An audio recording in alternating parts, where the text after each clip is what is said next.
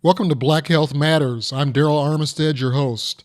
This episode is a Zoom recording of Howard University group session led by Dr. Clive Callender. In this country. Is it car accidents? Right now, I think shootings. What is it? Shootings, gunfire. I think that's the highest for children. That's a sad commentary. Any other thoughts about the number one cause of death in this country? Heart attack? Heart disease. Heart disease is number one. What do you think is number two? I'll stick with shootings. It's got to be up there pretty high. Which one? Gunfire. Oh, I'm still saying. I'm gonna stick with automobile accidents. any other thoughts? Cancer. Cancer is the number two cause of death in the United States. Okay. Heart disease, number one. Did John Buchanan read the article? No, I can't afford the post. I agree. It's terrible. Any particular form of cancer or just cancer in general? Number one cause of cancer, of death from cancer, is lung cancer. Okay. Ooh. And what is the most common contributing cause? Smoking. Cigarettes. Smoking, yeah, smoking. Yeah. Smoking. It's an interesting article because it talks about so many myths about cancer that we need to address. And we talk about some of the common misconceptions. For example, number one is that cancer is almost always a death sentence. And what is true is that many of the people who have cancer are diagnosed with cancer are now cancer-free. So cancer is not a death sentence. Now there's some cancers that are not as treatable as others, such as pancreatic cancers. But most of the other cancers, early diagnosis, of course, with the colon cancer, as we talked about a couple of weeks ago. Colonoscopy and taking out those polyps that develop into cancers is a way of preventing that kind of cancer. And there's some people who think cancer is contagious. Any of you think cancer is contagious? No, Nope. I've Yeah, heard well, of people saying that. Yeah, it's important to eliminate that as a possibility because cancer is not contagious. Yeah, and then there's the concern about the chemotherapy. And the side effects are horrible is what some would say, and that is true for some people. There's some chemotherapies that have very bad side effects, and there's some that do not. But most of the side effects can be managed. What about, there's a thought that your hair won't regrow after you take chemotherapy. Is that true? No. I think so. No, it's not true at all. And it comes back, the hair comes back. And so it's a temporary baldness.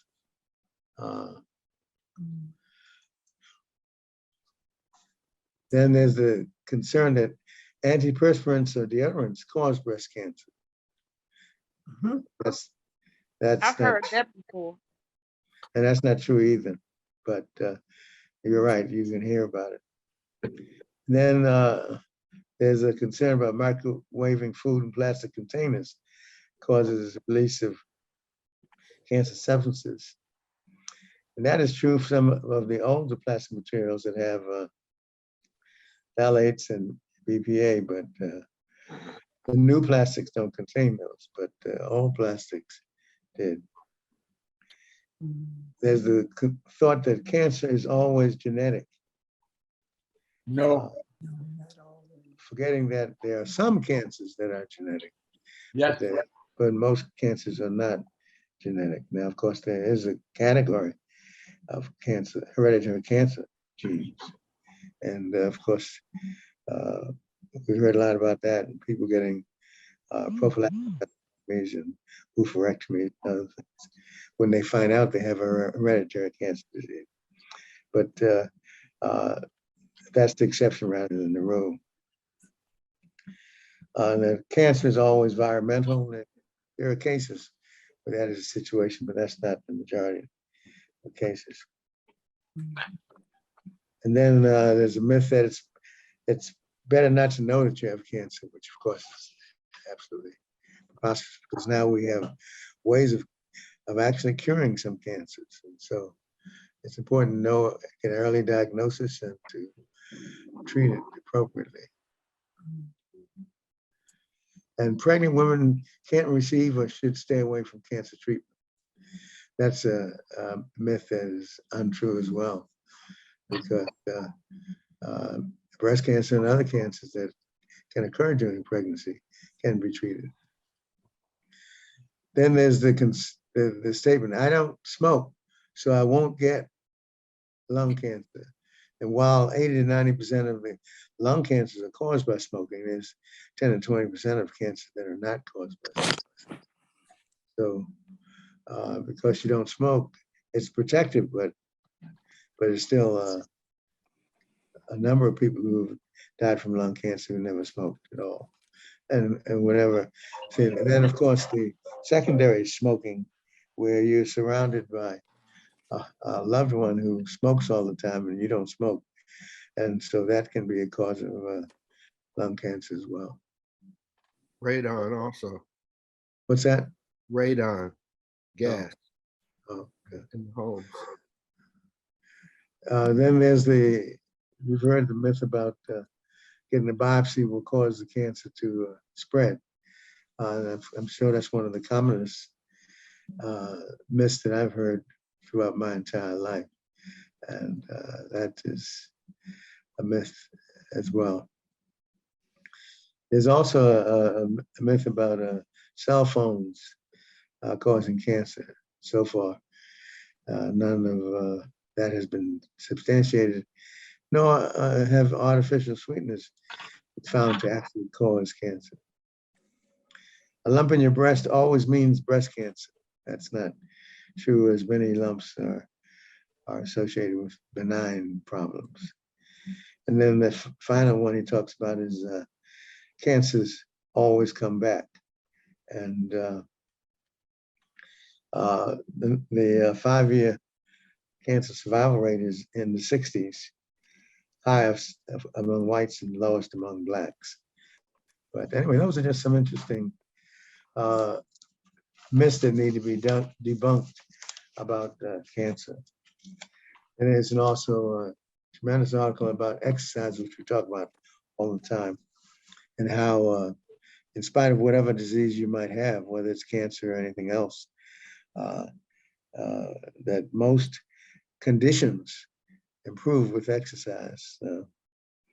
Now we know that with COVID, it's the expectation that you might rest for a week after COVID, but after that, it's wisest to go back to doing the exercising and it's still, the minimum is still 150 minutes a week. And the combination of aerobic exercise and weightlifting resistance exercises is the best combination. Any questions about that before we go to our articles? Dr. Calendar, yesterday I was listening, either it was WTOP or WHUR, they were talking about, they have discovered what Daryl had mentioned before, that Perms cause breast cancer higher in Black women than in the white women. And that's why the higher percentage of breast cancer is among Black women, because of the Perms, the lye that we put in our hair. And someone mentioned they should have listened to that movie that, what was it? Chris, who put that movie out about hair, bad hair? Good hair.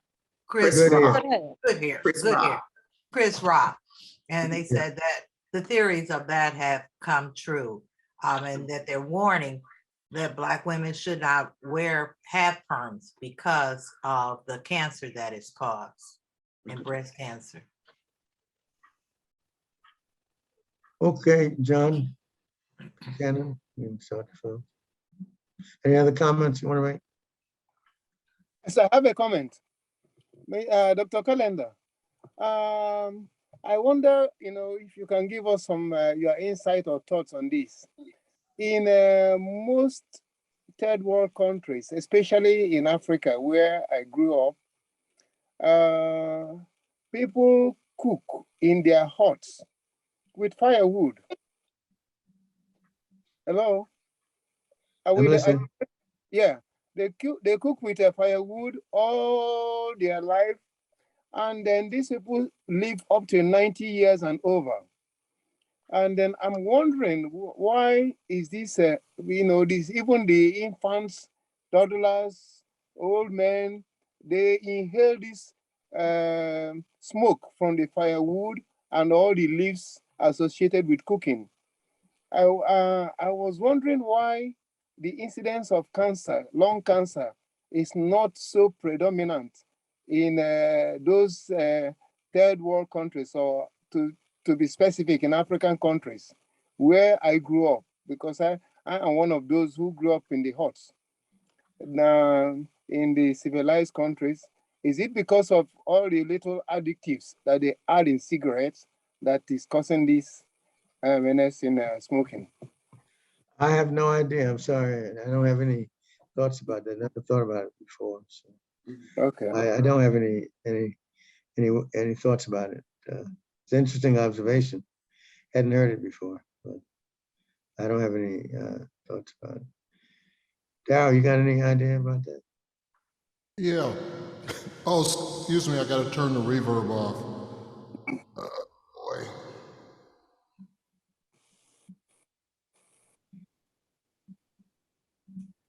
Okay, I'm sorry, my reverb is off. Well, the main difference between black diets in Africa and America is that we consume a lot of dairy that contributes to African American cancers. Um, uh, let's see, Dr. Atto, I would, okay, cooking in the homes.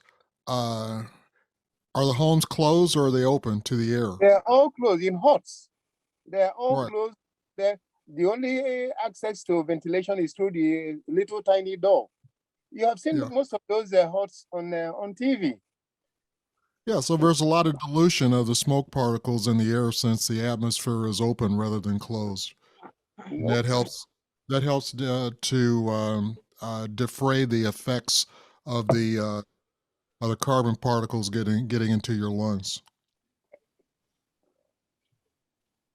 Okay, this is an article on the risk factors for mortality in patients who are on long-term dialysis. And since many patients who participate in this group have been on dialysis and have had transplants, I thought it'd be interesting.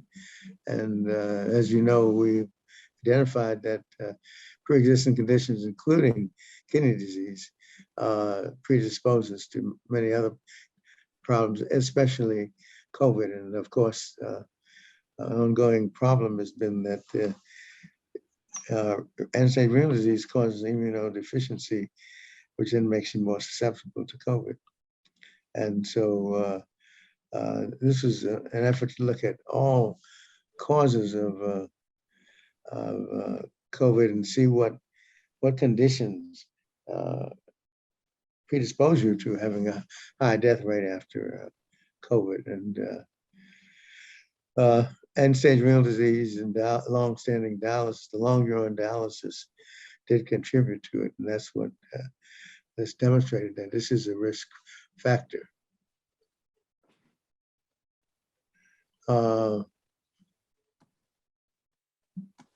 Okay.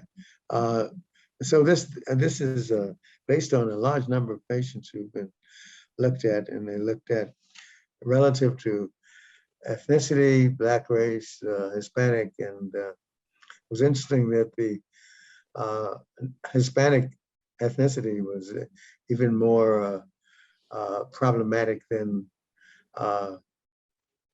being Black.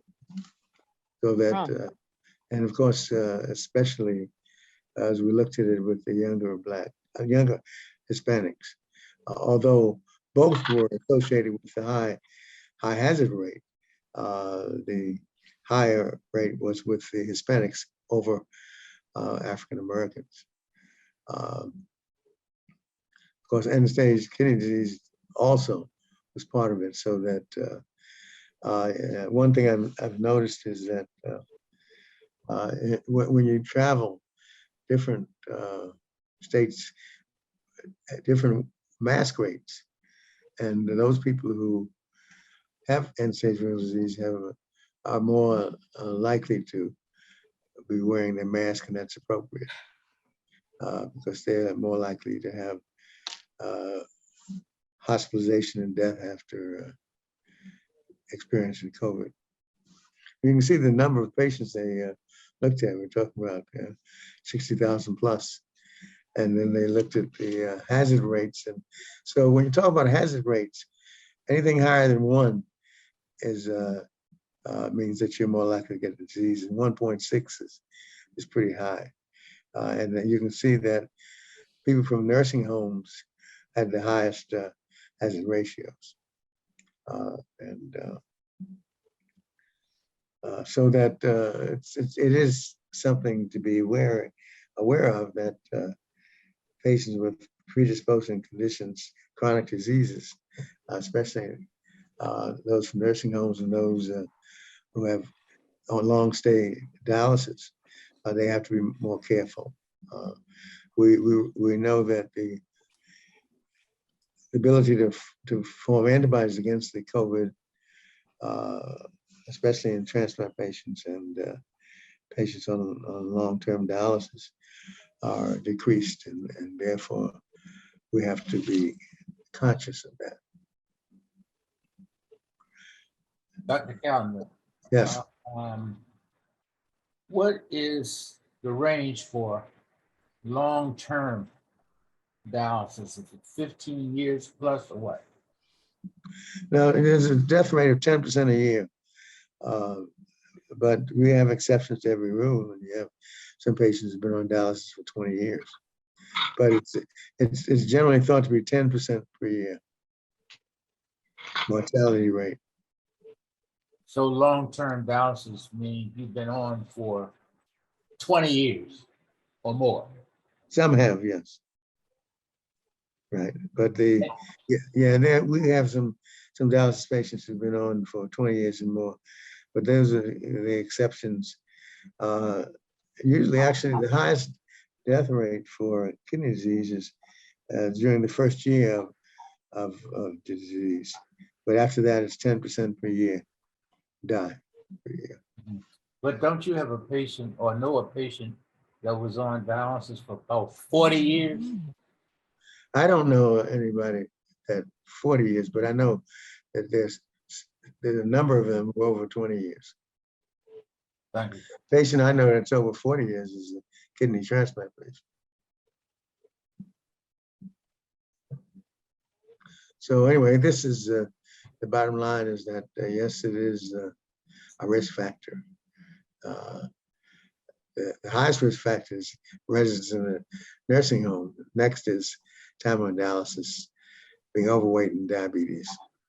And then, of course, the ethnicity that is most associated with the high mortality is Hispanic ethnicity, not so much being Black, but being Hispanic and then being overweight.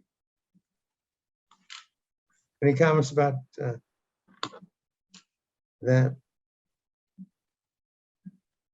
Early on, it was evident that Hispanic mortality rates were in excess of all other ethnic groups, but that has continued to stay the same.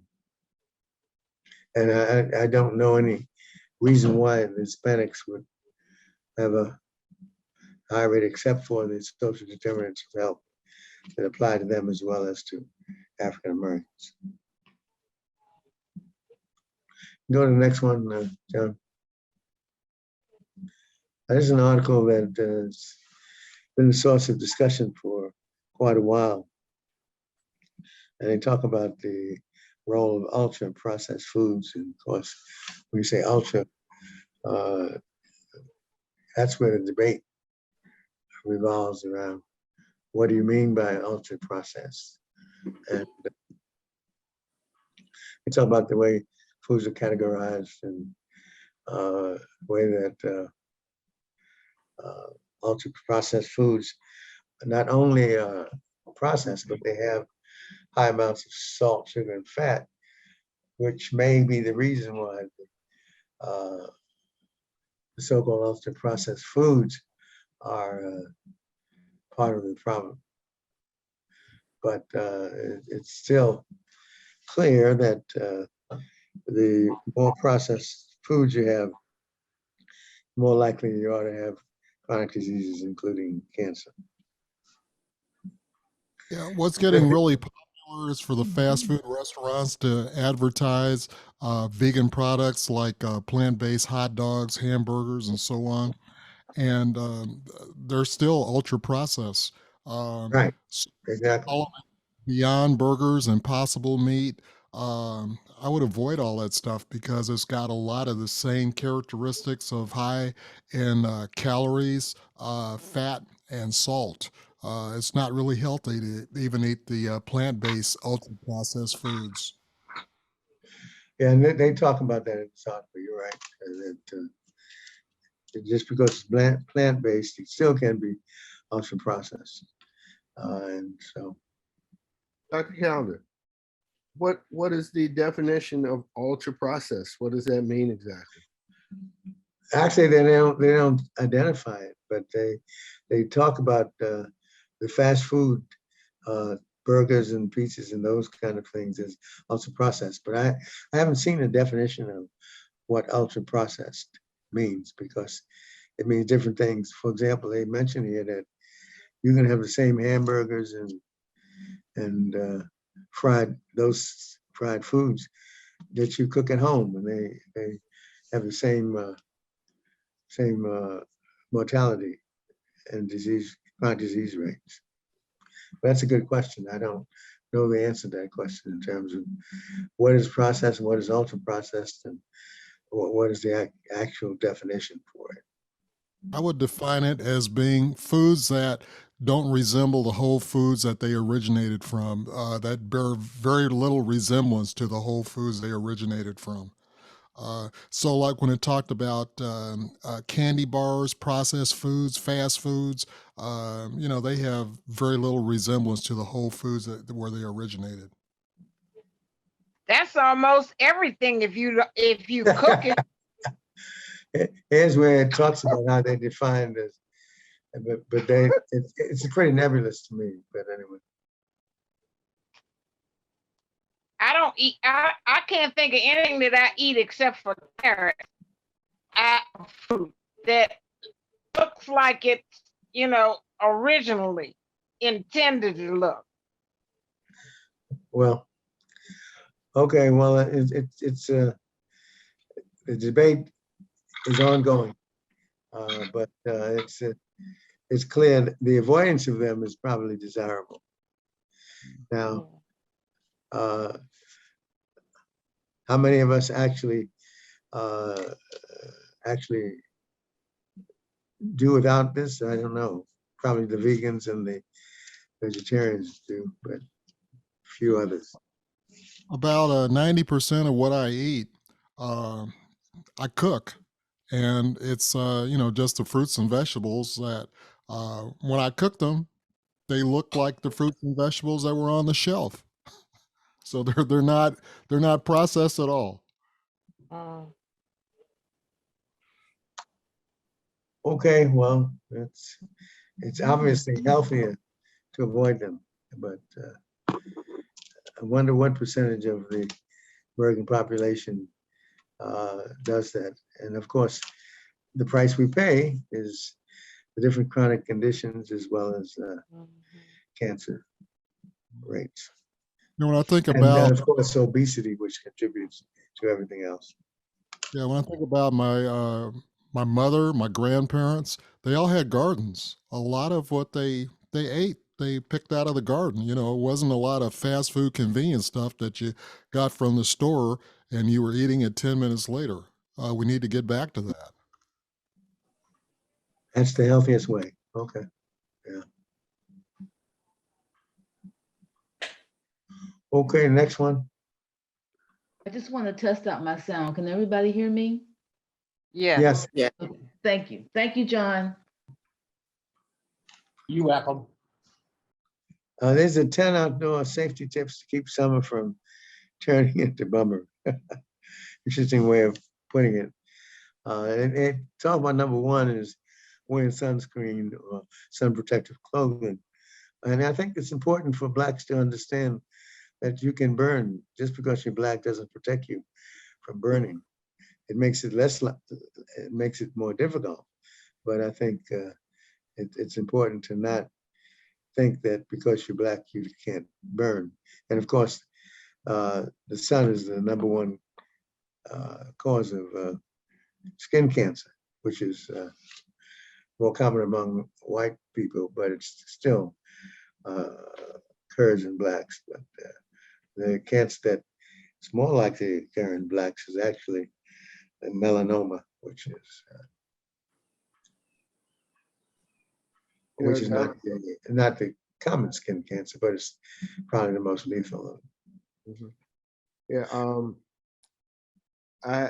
I used to have a swimming pool, and I used to have to get out there and clean it. And I used to get sunburn on my shoulders, the back of my neck, and that hurt. And I don't know why. At that time I never used sunscreen at all. But definitely, yeah. After it burns, it hurts. Yeah, that's right. Yeah. I'm just wondering how many of us have had sunburn. I have. I've had it before. I have. Driving. I was out in the sun and I thought I couldn't burn. And the next day I had those burns. Yeah. Driving with your hand out the window. You don't realize it until you're in the house later on that night, you burned. I wonder about Dr. Atto, when you were growing up. Huh? I was wondering about you when you were growing up. Did you get sunburn? No, not really, never. I've never gotten sunburn in my life. Well, Yeah. what I wanted to ask Dr. Calendar, melanoma and dermatoma, which is more deadly? Say again? Melanoma and dermatoma, which of them is more deadly? Yeah, I heard you say melanoma. Did you say hematoma or what's the other one? Dermatoma. Oh. MI. Oh, well, if you're talking about the dermatoma, the fibroma, you're asking which is more common? Yeah, the dermis, the cancer of the dermal tissue. Dermis, yeah. Damage. No. Which is more damaging? What is worse? Yes, exactly. And what are you asking about? What is worse, melanoma or what else? Dermatoma. Okay, melanoma is the pretty melanin. lethal. Yes. Melanoma is the most lethal of the skin cancers. Okay. It's not nearly as common as the squamous cell cancers, but it's certainly lethal. It's hard to find also because it occurs in places in the toes and in the head and other places. So. Okay. Thank you. Checks for ticks, of course, that's for those who work in the grasses. And Lyme's disease is one of the more disturbing of the tick-borne diseases. Every summer we have that. We have patients with Lyme disease, which can be a chronic disease and can really cause you to be very sick. But number 3 they have is Dr. Calendar, yes. I wanted to say something about the sunscreen. Being a diver and an environmentalist in that respect, I just wanted to put it out there that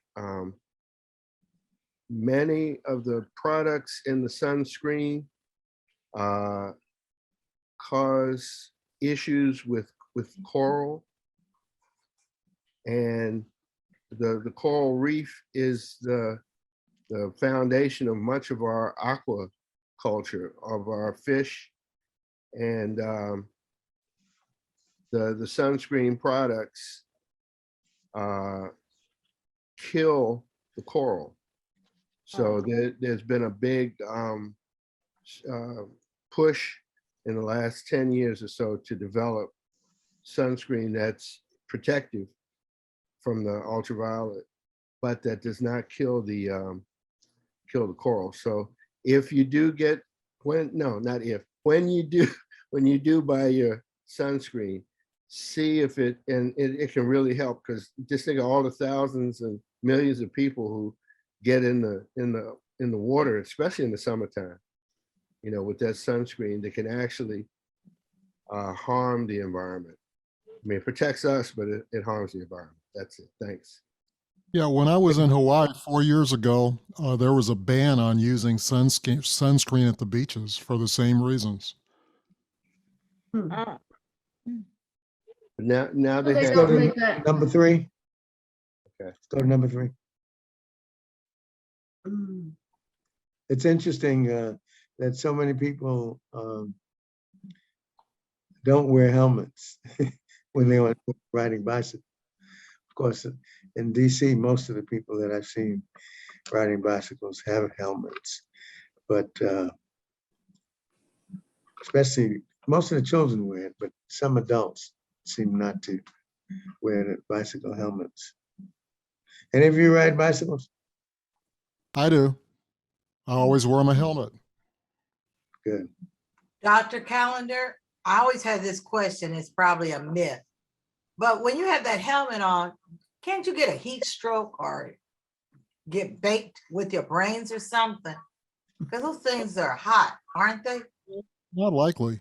For one thing, bicycle riding is a good thing to do in very hot weather, because the airstream that you get while riding the bike is very cooling, and the helmets are ventilated. So no, I don't find the helmet to be a problem at all.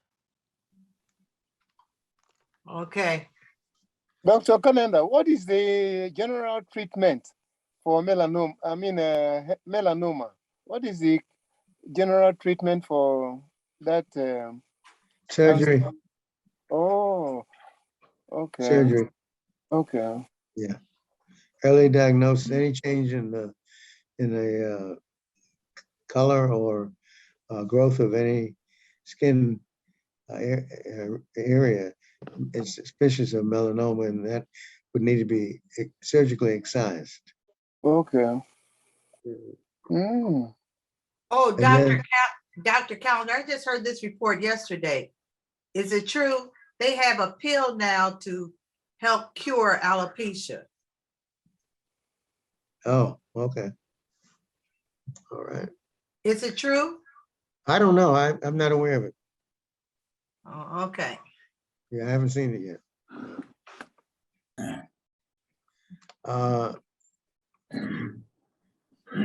That would be interesting to see, but I have not come across that yet. Okay. Now, of course, this is something that John Buchanan might want to make a comment on. But take a boat safety course. I don't know how many of you actually go on boats, but I know I've been on boats, but never even thought of taking a boat safety course. And yes, it occurs that you have boat accidents and people die. So, have you taken the boat safety course again? I actually did. I've had a couple of boats,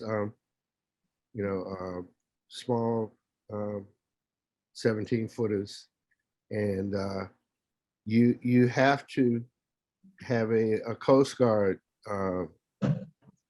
course before you can really have a boater's license. And I've seen some really stupid people out there who speed in the boats and drink a lot, so they're boating under the influence, right? And I've seen, I've heard about issues where, you have boats capsizing. Some boat captains go out in bad weather and the boat capsized. I think the second fishing trip I went on this year, a boat capsized right in the Chesapeake Bay. Really? Yeah, wow. because they didn't pay attention to the marine weather forecast. So it's a lot of things with heavy rains. It says unsafe for swimming. A lot of times is unsafe for boating as well. So the winds, especially, you have to pay attention to. Okay, number 5.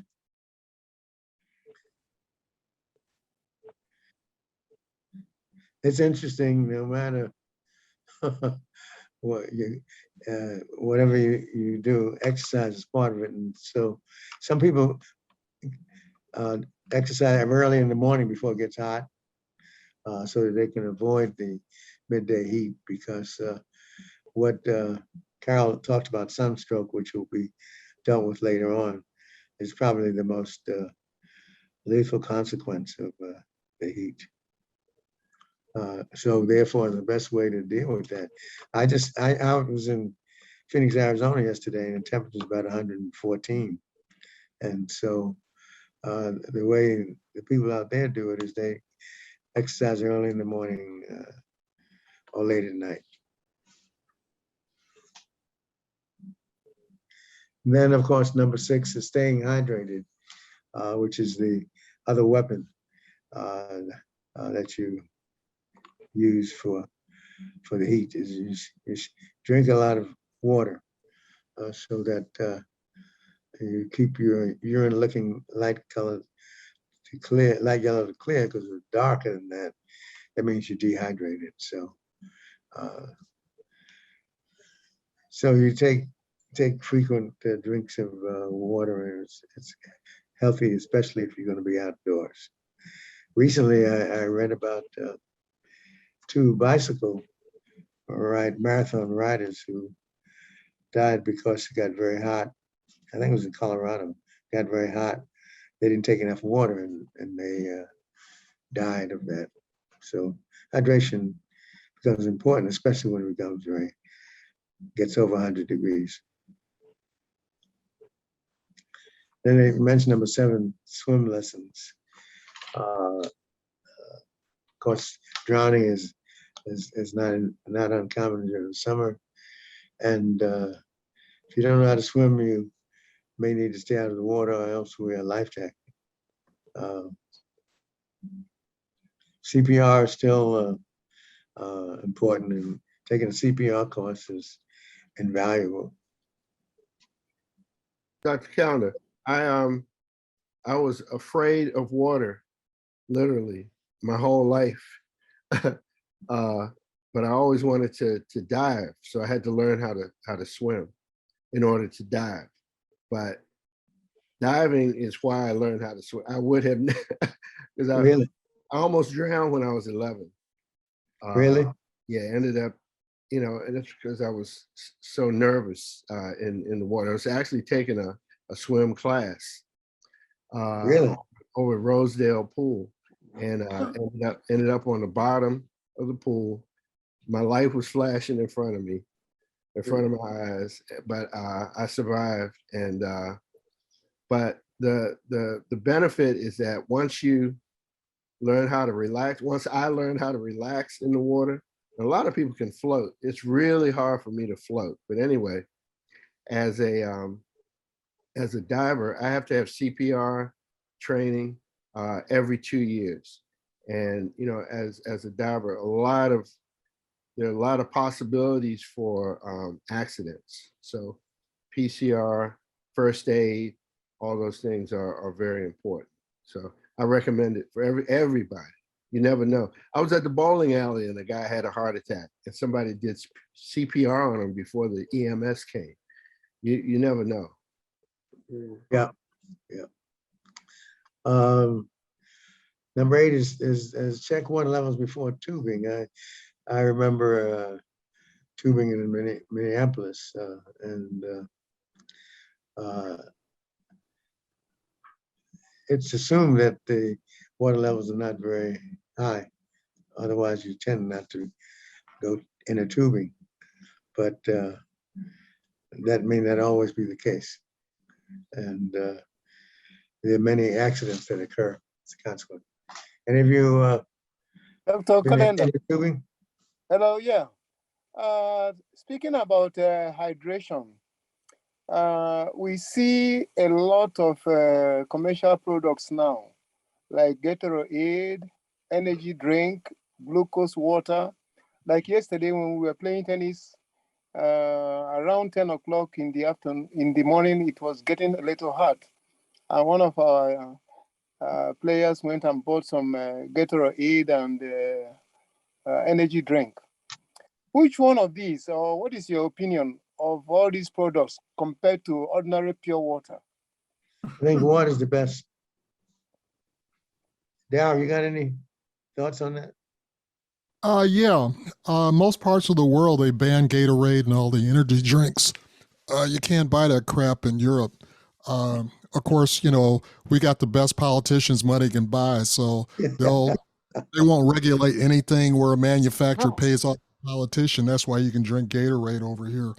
But if you're doing something strenuous, the combination of water and something like a banana works for gorillas, monkeys, and humans. Works very well. Okay. Yeah.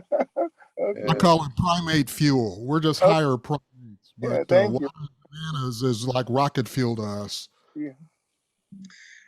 Number 9 is prepare for longer hikes and outdoor activities. Hiking is not something I'm interested in. Anybody's a hiker? I'm a hiker. Yeah. I'm a hiker and mountain climber. Are you? So it's important about taking your medications and then your water with you to be sure that you're okay, because if you have no chronic diseases, then you don't need any medications, but you need plenty of water. And of course, you never know which of the natural animals you'll encounter on your hikes. But the big problem, of course, is dehydration. And so you need plenty of water to take. And this talks about the electrolyte drinks, as Darryl had pointed out. That's common in the United States, and even in the athletic, the basketball games, the baseball game, they all have all those Gatorades and those things. Yeah. Now, speaking about water, the body naturally tells you that you are thirsty. You need to drink water. But I hear some people talk about drinking 2 liters or 4 liters of water every day. To put it in other words, you know, they say you have to drink a certain amount of ounces of water every day. But do you have to force yourself to drink water when your body does not need it, or when your body is telling you, I don't need any water? Well, I think it's a good idea to put a figure on it, because it's unlikely to hurt you. But I think 1 liter to 2 liters is a good figure. But I'm not about that. I don't think you have to force fluids but I think 1 to 2 liters a day is a good thing to start with. Yeah, your urine color is a good gauge of whether or not you're getting enough water. If you're light yellow to clear, you're getting enough. But just look at the color of your urine. If you're darker than light yellow, you need to get more. You need to hydrate more. Very true. And then the number 10 is the one that kills more people than anything else, and that's heat stroke. And of course, some people, of course, there's been so much attention brought on it by deaths of the younger athletes at different colleges that we recognize that once you get heat stroke, you have to be taken to a hospital and treated. And most of the treatment is IV fluids, as well as anticonvulsant therapy. But a lot of it can be avoided by adequate hydration and recognizing when the temperatures are above 100. A lot of the trouble occurs when you have these athletes who are out exercising and doing all these things at temperatures greater than 100 and are not adequately hydrated. Dr. Callender, what's the difference between heat stroke and heat exhaustion? Oh, well, heat stroke is a potentially lethal complication in which if you're not treated quickly, you will die. Heat exhaustion is a step below that, in which you are not at the point of death, but you need hydration. That would be my take on it, because heat exhaustion is a stage before heat stroke. Now, you got any other thoughts about that? Okay. Yeah, from personal experience. After a 20-mile run in marathon training, where the temperature, well, we started a 20-mile run at 7 o'clock. So around 9:30, after the run was done, at the end of the run, I bent over to get some Gatorade. That's back when I was still drinking it. And I passed out for a couple of seconds. And so that was heat exhaustion. I was only out for a couple of seconds. And when I came to, I was well alert, but I think that was heat exhaustion. I don't think it was heat stroke. No, yeah, you're not, because with heat stroke, your mind is you're delirious, right? Generally speaking. The heat stroke also, you stop sweating. Yes, that's right. And that, your sweating cools you down, but if you have the stroke, you can't cool your body down anymore. Well, the temperature hasn't been above 100 here in DC, has it? Not yet. Not yet, yeah. August is our big month, yeah. It's going to be close within the week. It's going to be 90s next week. Look out. Dr. Callender, Yes. a friend of mine died of heat stroke in a restaurant in Washington, D.C. in 1990, in a kitchen in McDonald's, because it was a hot summer day and he was cooking in the kitchen. So before he died, was there anything that could have been done to resuscitate him or, bring him back to life? Well, yeah, if they had identified that he was having heat stroke, usually it doesn't occur without some kind of warning. As it was mentioned, one of the biggest problems is your inability to cool your body down. So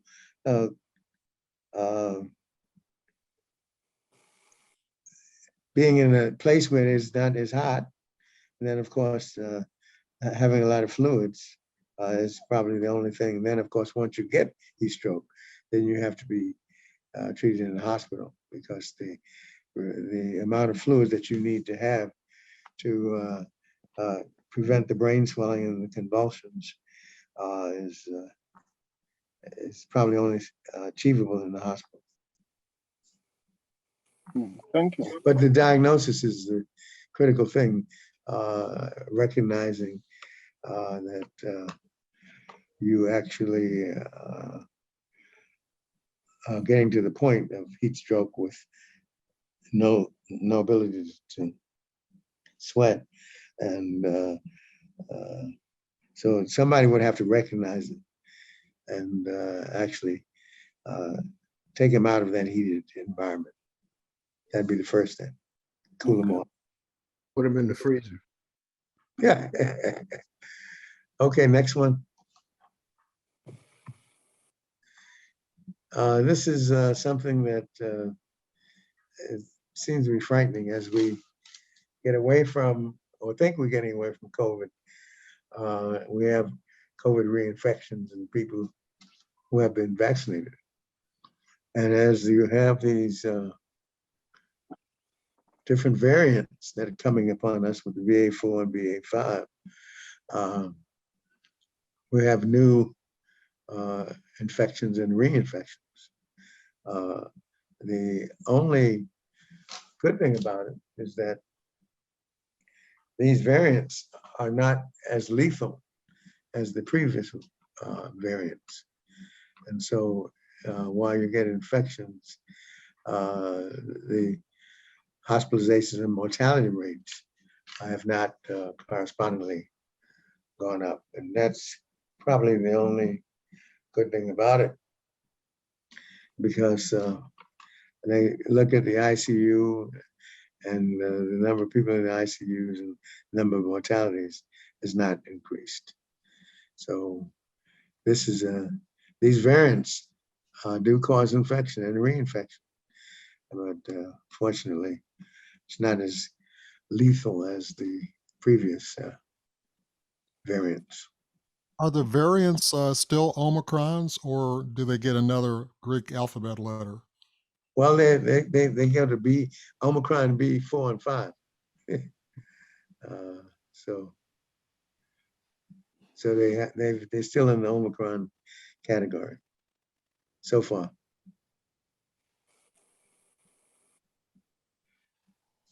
And this is something that, and I think it was a report that Tony Fauci just had a positive test. So, Right.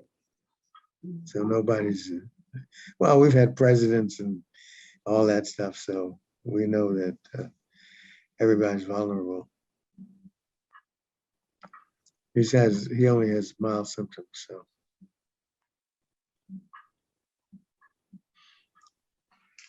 Do we therefore be expecting a broad spectrum vaccine for all these variants?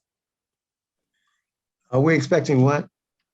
A broad spectrum vaccine for all these various variants. Well, of course, they can only tell you about the ones that we know of. The B4, B5, they haven't really been able to identify a vaccine that is good for all of, well, let's put it this way. The goal of the vaccine is to prevent hospitalization and mortality. And so as a consequence, it appears that the ones that we have now actually do that. So it appears that at this point in time, we are protected, but who's to say what's coming?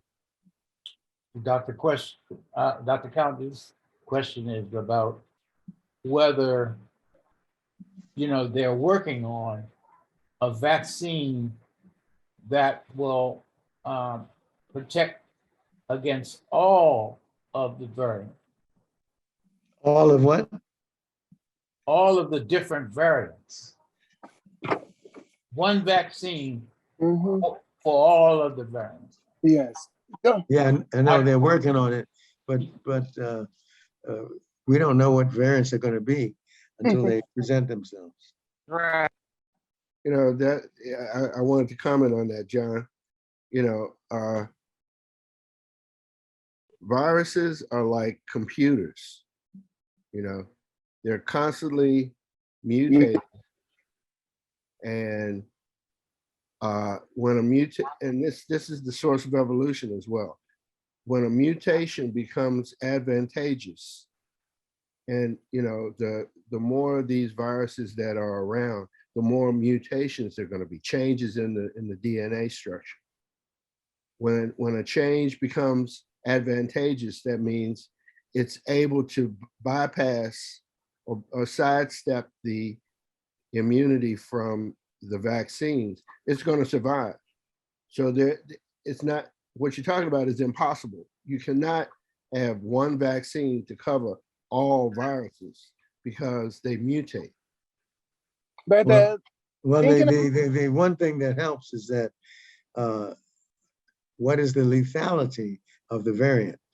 Fortunately, with these variants, the lethality is not the same as the previous things, and therefore you don't have as many mortalities or hospitalizations.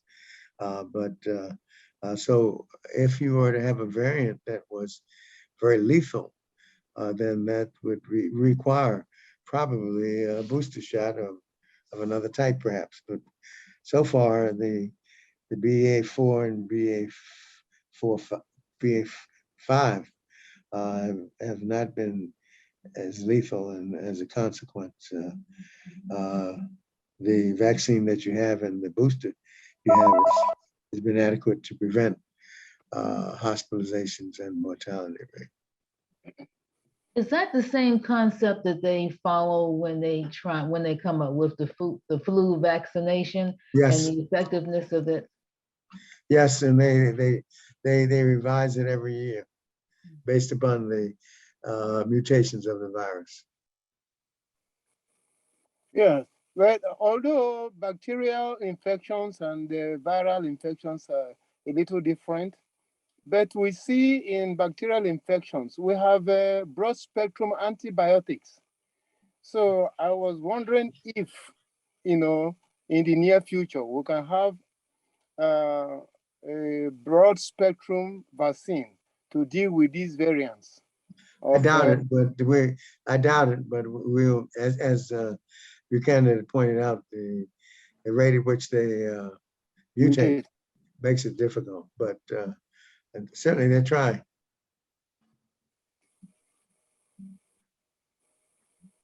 And as they come up with the new vaccines, we are hopeful that they will come up with one that is going to be effective against all of the variants, but that's not been the case in the past, so we'll see.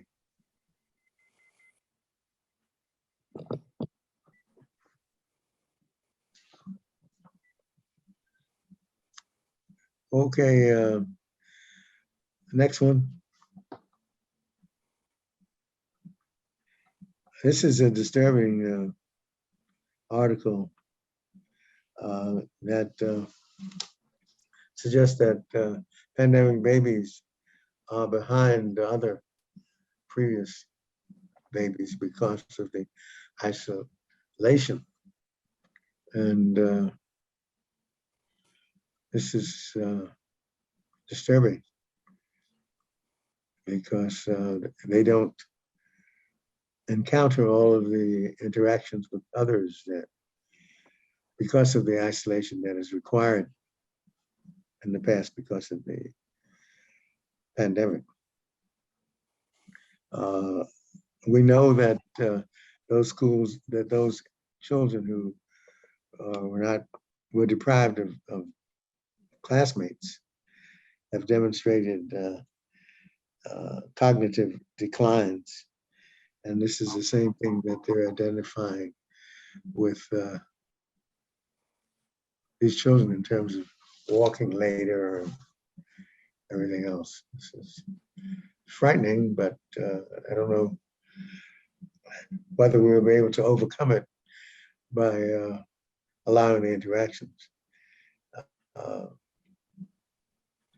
I'm you teachers, what surprised, are your doctor, thoughts? because I thought maybe parents spending more time with their children. They are spending more time with the children, but the children are not having social interactions. Mhm. And that's that's the problem. Some of the parents are more stressed than the, you know, than enough. Right, but they also are not interacting with other children. And so this is harmful. And we forget that intelligence requires interactions. So it's interesting, they're slow to talk, slow to walk. And does this mean over time that the IQ will be lower? Remains to be seen, but that's what's We got to do something scary. about that. I'm sorry? I said we need to figure out a way to counter out that. We can't get intelligence much lower than it is now. I don't know about that. You can always be lower. You can always be lower. Although the United States it falls behind other countries, but Right. it can always be lower. But this is not something that we want to continue. And you're right, we have to identify strategies to overcome this because when my grandson was born and he had a problem with his heart and he ended up in the hospital for actually 2 years for different things. And when he came home, they sent him to a special school for his mobility and different things like that. So I can imagine it would be sort of like the 2 years a child spent, yeah, during COVID. yeah, Mhm. But he eventually caught up. that's They great. did send him to a special school in the beginning. when he Yeah. first came home. That's very interesting to see if we're able to get our kids to catch up after this social isolation. Dr. Calendar, can John Buchanan back up to the top where it says stability and routine?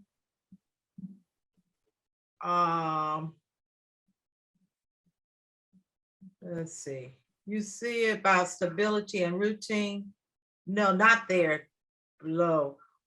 But anyway, they're saying, a structure environment and doing the same thing almost every day is better for children. And I seem to think that's also for adults. And when you do change, do it very slowly. Well, that's interesting because I think change is what makes things. What makes greatness is the ability to change and to adapt yourself to the environment. And so I think that it's helpful to have a changing environment. Oh, I don't see it now. He had passed. I should have said stop when we went. Going down. Yeah.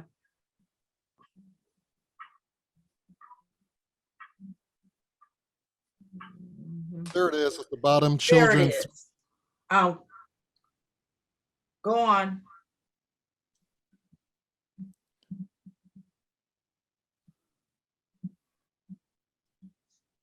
What is it? You highlighted, John. Children thrive on routine and predictability, studies show. Stability helps children regulate their own emotions, which further fosters executive functioning skills. I found that also sometimes, to help children learn faster, you got to do the same routines over and over and incorporate the things that you want them to learn. Then you know, something that's unexpected. And I don't know, we don't have anybody here, but I seem to think that sometimes with adults, and when you do have change, you do it very slow and incorporate it in the schedule. Well, time will tell, but I think that that to me, that may well be problematic, because in life, changes occur every day, every minute of every day. And those who are able to adapt to change excel, and those who do not adapt to change do not excel. But That's the same thing for viruses. yeah, that's right. You're right. Because they're changing daily, just like everything else in this world. That's why. But as you're saying, some things need to be static, but there's other things that have to be changing. And I think the social interactions are the thing that the kids are missing.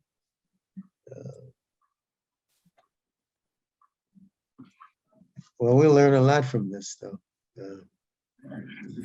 That's interesting, because somebody said that before, that it's the adult distress that is the problem, because they see it in us and they respond to it.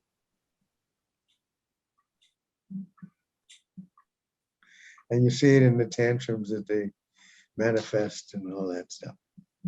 How do you teachers address those tantrums that the kids manifest?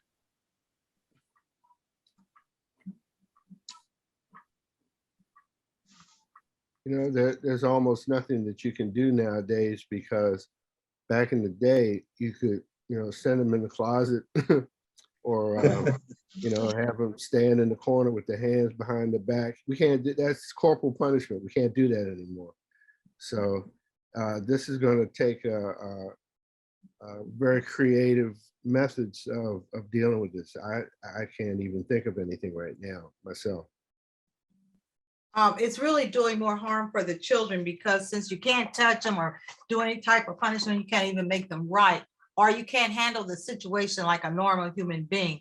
The first process they want you to do is call their parent. So then their parent got to talk to them on the phone and calm them down and all that kind of stuff. And they're whimpering and crying and stuff. And if you just do the natural thing that human beings do when your child is throwing a temper tantrum, just to calm them on down, because they're frustrated, they don't know what to do. So you give them that line, you don't do this behavior until you can get yourself together. So it's just hard for teachers and parents, because one time a teacher called me and I said, well, then you handle it. You know, a kid ate somebody else's lunch and they calling me. Yeah, ate it now. You know, what you want me to do? But it's frustrating for parents and teachers. Play them some music. Well, I think that. But then what are your rest of your children in your classroom going to do while you calming this one child down and they're bored? Then they'll do something. Play them some soothing music. There you go. Well, I had an autistic child. No one identified him.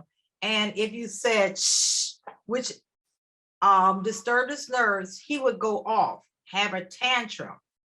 And I had another child that was from, I'm not going to say DC, but anyway, they were there and they started cursing. And I'm trying to quiet this child who was going off because somebody looked at her. And then I accidentally said shh for this child that was going off, which set off this autistic child. And I didn't know that was setting off the autistic child. Those type of things, what do you do when you can't, you know, you got to remove somebody from the classroom. Yeah, then you can't hardly do that.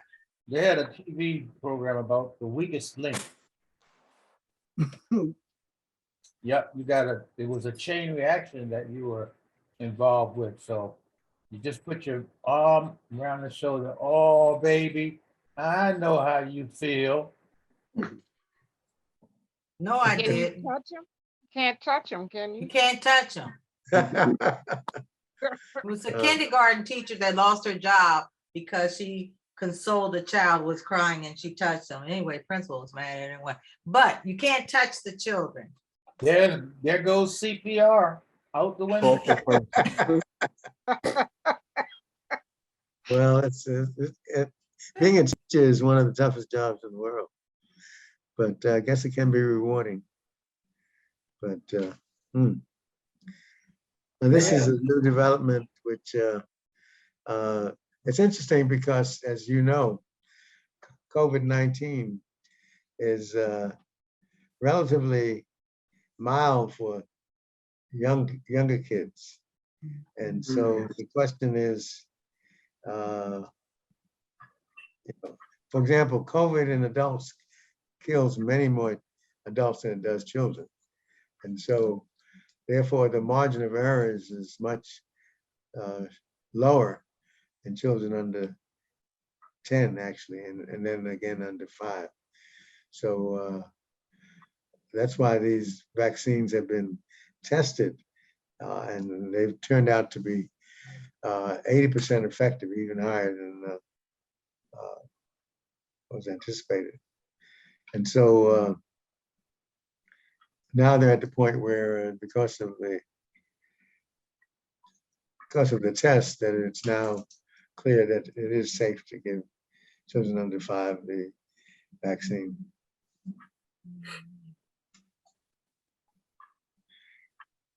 Would you give your child under 5 the vaccine?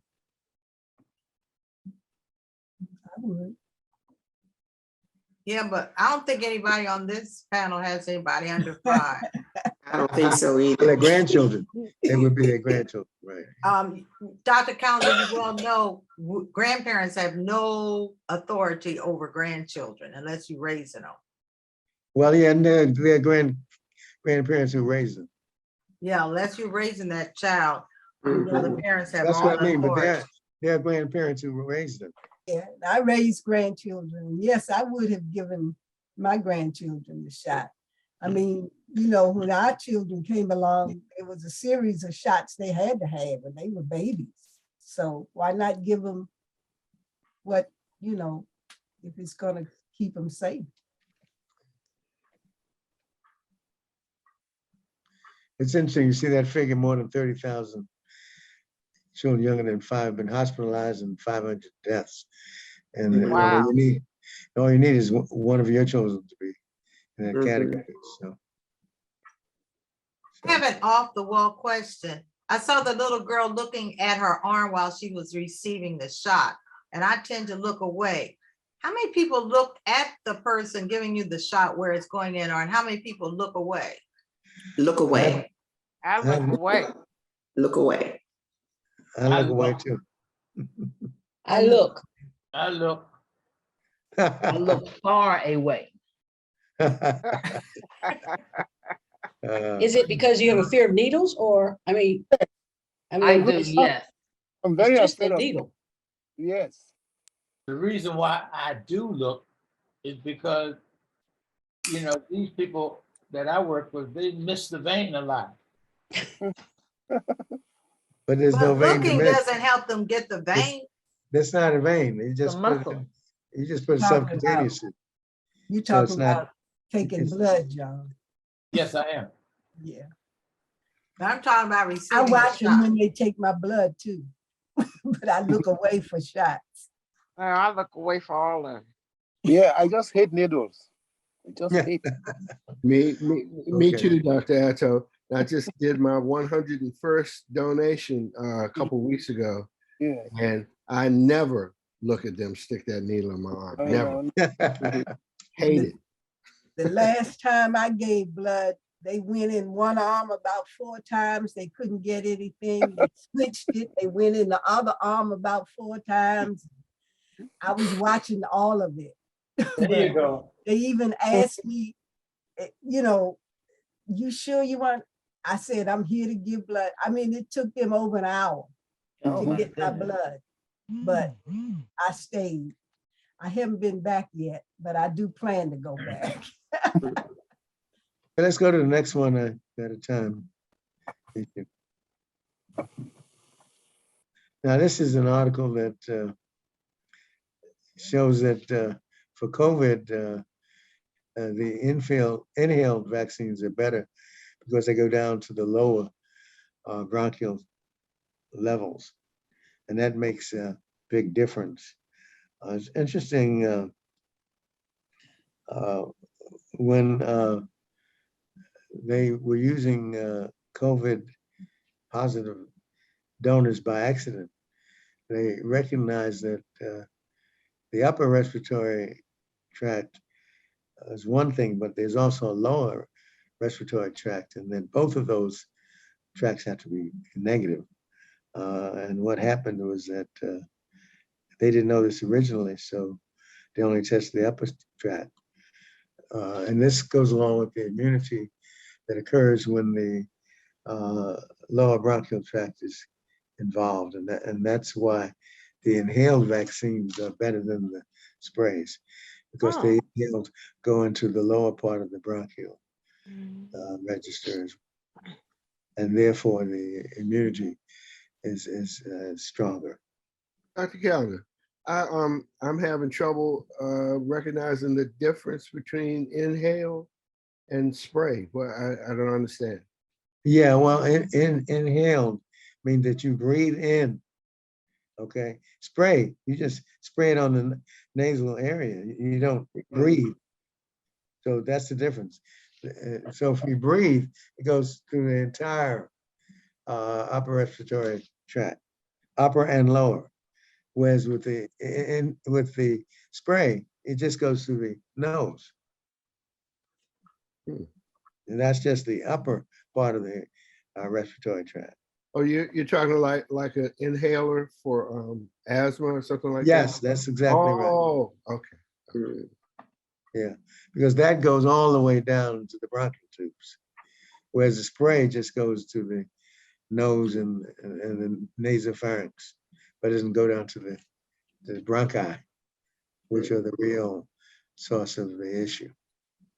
And it turns out that this becomes very important.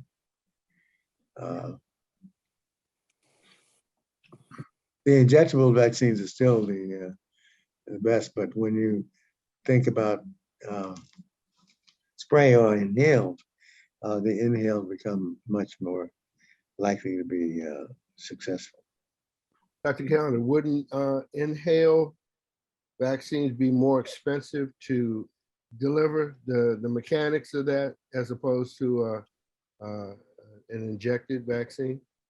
Well, I think it doesn't matter. Injected would be going through the entire system, whereas the inhaled is going to the target of the virus, which is the respiratory tree itself. My question is the delivery method. Whether to inhale, you have to have an inhaler, right? Right. So isn't that more expensive than just? I don't know the answer to that question. I don't know, because inhalers don't seem to be that expensive, but I don't know. Yeah. Seems like that would be cheaper because you wouldn't need a person to give it to you. You could give it to the person and then the person could use the inhaler rather than having to have a nurse or somebody to give an injection. That's another point of view. You're right. Yeah. So I don't know the answer to that question. It's a good question. Yeah. John Buchanan, can you back up to where it says 6 million deaths COVID worldwide? Yeah. Yeah, more than 6 million people have died worldwide. Right. That's 6 million out of almost 8 billion population. And so that's 1 out of every 1,000 people in the world have died from COVID. Well, now, wait a minute. Now, wait. We have billions. Okay. Yeah, nearly 8 billion people. So there's there's 1,000 million people for every billion. And so there's the rate for worldwide is 1 out of every 1,000 people have died from COVID, as opposed to in America, we've had 1 million deaths in COVID, for a population of 331 million. Right. And so 2 of every 100 people in the United States have died from COVID. And so my point is the mortality rate in America is much higher than the rest of the world. You get 1 out of 1,000 in the rest of the world. You get 2 out of 100 in the United States. Right. That's accurate. Right. And so the question is why? And so we have to wonder why we have so many more deaths in the United States than any other country in the world. And the social determinants of health may be the answer. Now, is this frightening or what? Yes. We lift the COVID test for international travel. That's going both ways. So you can come in the country and leave the country, which means that you're going to have people coming into the country with COVID. Right. But it's not the other people in the world we got to worry about. The other countries, we die more than other countries. So other countries have to be aware of Americans. Well, I think that it doesn't matter. I think death is death. So, I mean, we have to worry about it more than anybody else because we're more likely to die from it. It goes both Other ways. countries have it, but they aren't as likely to die from it. So it's really should be a big concern for us. Yeah. Matter of fact, it's safer if we leave here and go somewhere else. Right. That's right. Anyway, so I'm gonna have to leave in 5 minutes. So this is a concern, I think, and over time. Of course, this also addresses the immigrant problem that we have, in which you have a lot of people come across into the country and they don't have, they may be COVID positive, who knows? This is an interesting article about monkeypox and the fact that we talked about it last week, I think, or the week before, that is transmitted by contact, human to human contact. And as a consequence, it's something that has become a concern, but less of a concern than COVID because it's not transmitted by aerosol. It's transmitted by human to human contact or human to animal contact.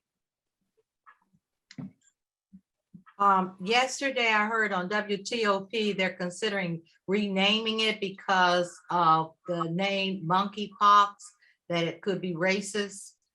And they want to change it's a coalition of different countries. They want to change the name from monkeypox. Why? I mean, it's from a monkey. So what's the racist about it? I think it's because It's a different species. It's a zoonotic disease that comes from a monkey. Just like HIV came from the ape. I think it's because monkeys have tails. Because what? Monkeys have tails. Monkeys have tails, and they used to think we had tails. Carol, be kind. And listen, Dr. Calvin, you're telling me they used to think that we had tails. That's right. They sure did. Yeah. Yeah, I know a guy asked me in my college class if I had a tail. Oh, no. Yes. And you were in medical school. No, Hunter College. Okay. Because that was a predominantly white school. So. Oh my goodness. They asked Carol about her hair. Did she take an iron and flatten her hair out? Yeah.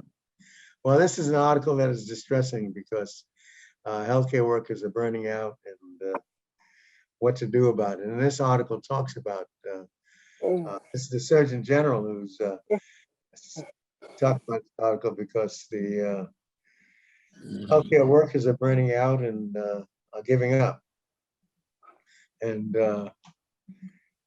something needs to be done about it. At the end of this article, he talks about ways to emphasize how important these people are and do things to support them rather than to antagonize them. And I think that this is something that needs to be worked on now. One of the things that we've not done is really tackle the mental health aspect of it for anybody, and the mental health aspects of it for the healthcare workers are particularly absent. And so this has to change.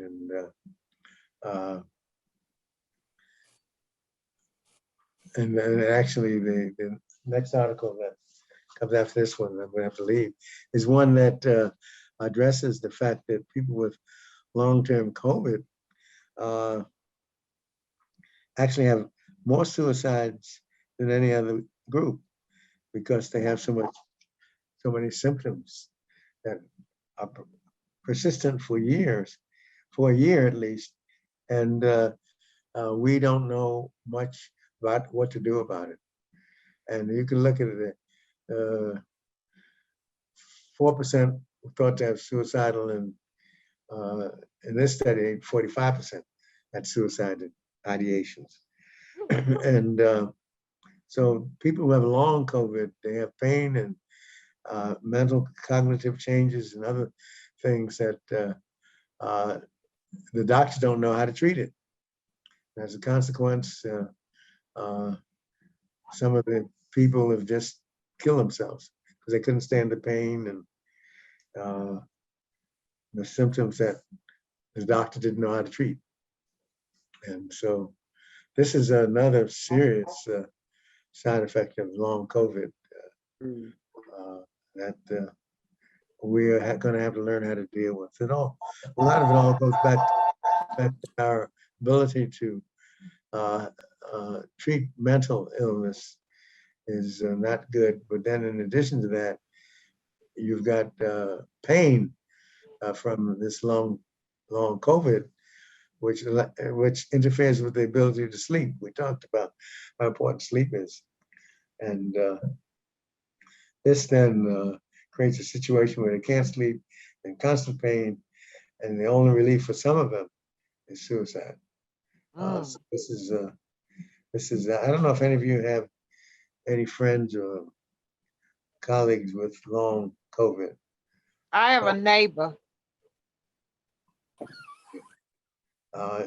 He was a postal worker, and he got COVID twice. Having it First- twice is not the same as long COVID. Well, he's had it twice, and he's still having symptoms. He still can't smell or taste.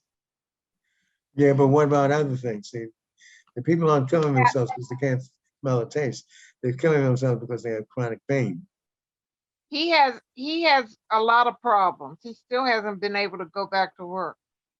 Yeah, and it's a perplexing problem that has not been solved because we don't know how to treat it, and so we've got a long way to go. Yeah. And if you can't give people hope, then they take it on themselves and they kill themselves. This has become a problem that we've not learned how to deal with yet. Yeah.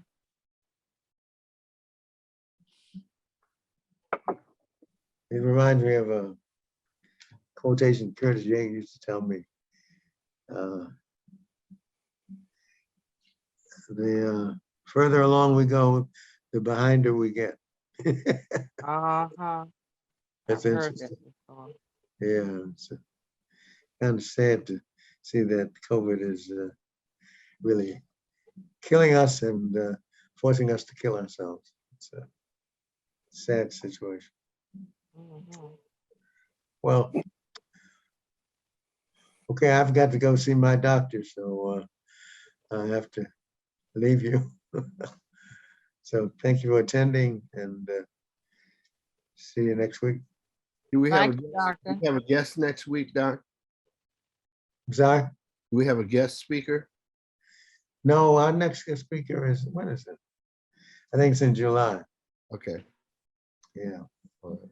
I think I gave Tatum the date. Do you remember when it is? I think July. Yes, I don't remember the date though. Yeah. All right. Take care, everybody. Okay, have a good week. Good All right, weekend. thank you. Be safe, everyone. Bye. All right, good night. All right, bye-bye, everybody. Have a nice week. Yes, you. me too. You too. Yeah, I got something for the seniors. Dental care. I got lousy dental insurance, retiree dental insurance. It only covers cleanings and x-rays. And so, let's see, a couple of months ago, I went out of town and I got some food that lodged in a gum pocket and it set up a little infection. And so my dentist sent me to an orthodontist who charged me $300 to tell me my health insurance didn't cover his charge and he couldn't do anything for me and I should go to a